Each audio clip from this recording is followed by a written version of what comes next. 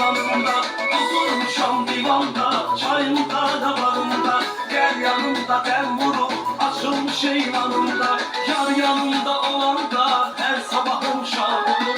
Her sabah açılanda gözler nurla dolu, yar yanımda olanda her sabahım şad olur.